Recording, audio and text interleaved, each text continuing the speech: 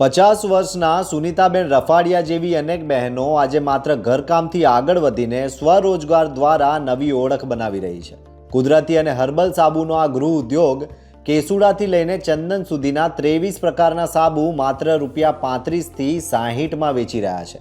આ સાબુની માંગ આજે ગુજરાતભરમાં છે। સખી મંડળમાં વિશ્વ વાત્સલ્ય માનવ સેવા ટ્રસ્ટ બગસરા અને દેવસનભાઈ તરીકેથી અમે આ બધા ઓળખાય અને સાબુ બનાવીએ છીએ, પાપડ બનાવે, અથાણા બનાવે, અમારી મહિલા બહેનો બધી કામગીરી કરે છે અને 50,000 થી 60,000 ઉપરની બચત છે।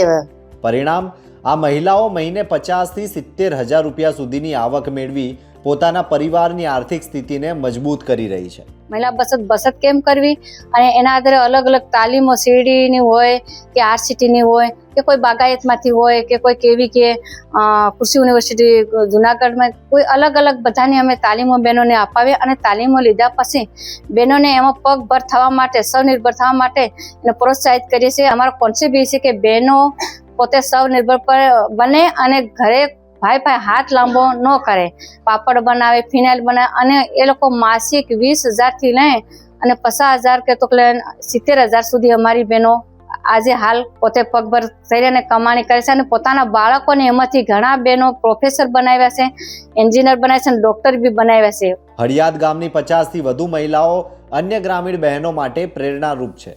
યોગ્ય માર્ગદર્શન, મહેનત અને આત્મવિશ્વાસથી ગ્રામીણ વિસ્તારમાં પણ સફળ ઉદ્યોગ ઊભો કરી શકાય છે।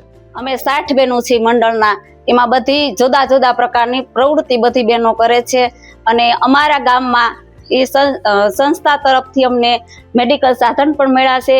એ સાધનનો અમે આજુબાજુના ગામડામાં બધે અમે આપીએ છીએ, સેવા કરીએ છીએ અને ડિપોઝિટ લઈને ₹2 ભાડું તરીકે અમે બધા ઉપયોગ કરીએ છીએ। 14 પ્રકારના સાધન આવ્યા છે અને 60 એવા બધા નાના મોટા સાધન, અમારે 66 સાધન છે અમારે।